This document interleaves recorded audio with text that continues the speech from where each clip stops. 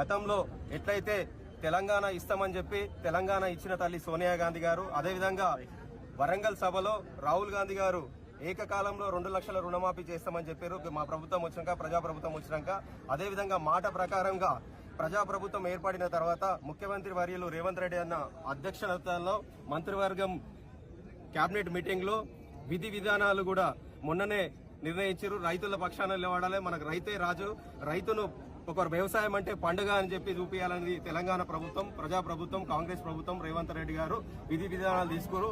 31,000 కోట్లు ఏకకాలంలో రైతులకు అందరికీ కూడా 2 లక్షల రుణమాఫీ చేస్తున్నందుకు కూడా మేమందరం కూడా మెదక్ పార్లమెంట్ పరిధిలో ఉన్న కాంగ్రెస్ పార్టీ నాయకులము, కార్యకర్తలము, రైతులము అందరం కూడా ప్రజాప్రభుత్వానికి కృతజ్ఞతలు తెలియజేస్తున్నాం. రేపు కూడా ఎట్టి పరిస్థితుల్లో రేవంత్ అన్నకు ఆ కాలము, ఆ భగవంతుడు, మా కాంగ్రెస్ పార్టీ నాయకులము, కార్యకర్తలము, రైతులు, ప్రజలందరూ కూడా ఎప్పటికీ తోడుంటాం. రేపు రానున్న రోజుల్లో కూడా స్థానిక సంస్థల ఎన్నికలు వస్తున్నాయి కాబట్టి గ్రామాలలో మన ప్రభుత్వం చేసే పథకాలు కూడా మీరు గ్రామంలో డోర్ టు డోర్ తీసుకోవాలి. రైతులకు చెప్పాలి, ఉచిత కరెంట్ వస్తున్న పేద ఇంటి వాళ్ళకు కూడా చెప్పాలి, ఉచిత బస్సు తీసుకొస్తున్నామని చెప్పాలి. ఇవన్నీ మన సంక్షేమ పథకాలు ఏవైతే అందుతున్నాయో ప్రతి ఒక్కరు కూడా గ్రామాలలో డోర్ టు డోర్ ప్రచారం చేసుకోవాలి. రేపు స్థానిక సంస్థలలో కూడా మెదక్ పార్లమెంట్ పరిధిలో ఉన్న ప్రతి ఒక్క దగ్గర కూడా జెడ్పీటీసీలు, ఎంపీపీలు, ఎంపీటీసీలు, సర్పంచ్లు అందరూ కూడా గెలిపించుకునే బాధ్యత కాంగ్రెస్ జెండా ఎగరేయాలి.